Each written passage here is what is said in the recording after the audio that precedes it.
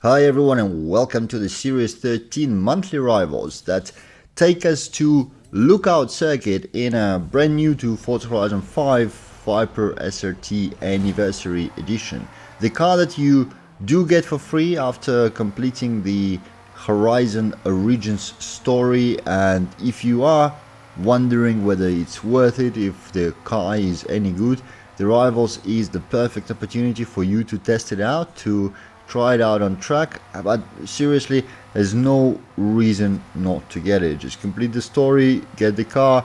It's absolutely awesome. It's a very good vehicle. It's great in road conditions in S1 and S2 classes, and I've seen people experimenting with some really nice dirt racing builds as well. So it's a fairly versatile car which you do get for free, and you will have a lot of fun driving it. At least I did. Now, as usual in the Rivals, I do a couple of standing laps and then a couple of flying laps, and in the end, you know, either the time runs out or I'm reasonably happy with the lap I put in, depending on whichever comes first. That's our approach to the monthly Rivals. Now, if you only want to check off the challenge and get your festival playlist points, all you need to do is put a single clean lap, which is don't hit any walls, don't use rewind, and don't miss the checkpoints. You should be fine. That altogether would take you probably, I don't know, a minute and a half, including the loading time. So really fast challenge, and it grants you 4 points towards your series progression, 1 point per season, and those can be applied retrospectively. So if for whatever reason you are missing a single point for one of the prior weeks within the series, you can do the Rivals if you didn't yet, and that will add the points and make the reward available.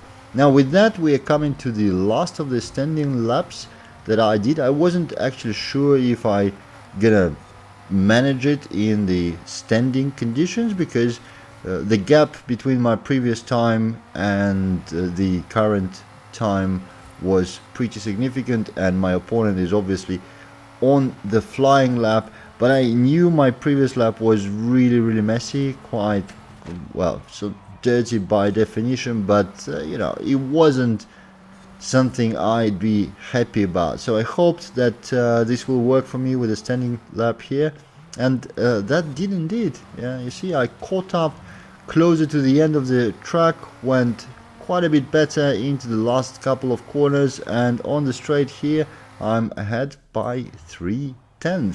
So now we are going to the flying laps. I did a few warm-ups just to see where I am, and now on the fourth lap I'm putting an actual effort into beating my opponent.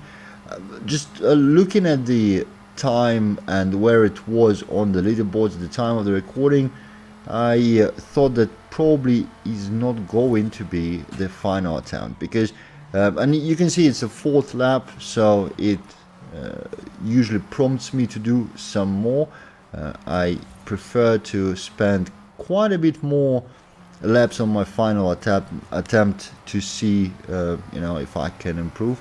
So that's where we are getting the final straight of this attempt, and we're getting to my final run. As you can see now, the counter is at 15 laps, and it's Ryan again. His name seems to pop up quite often in my last attempts on various Rivals. Probably this gonna continue, and it always takes me a while to beat that time. Now, between the moment I recorded this and the moment you're gonna see it, he already logged into the game, seen the notification, I guess, and beat my time again. So can never really hold against Ryan. But in this particular attempt, as you can see, we've been on par through most of the lap, but in the final section I went a little bit better with a better exit, and boom, by 1/10.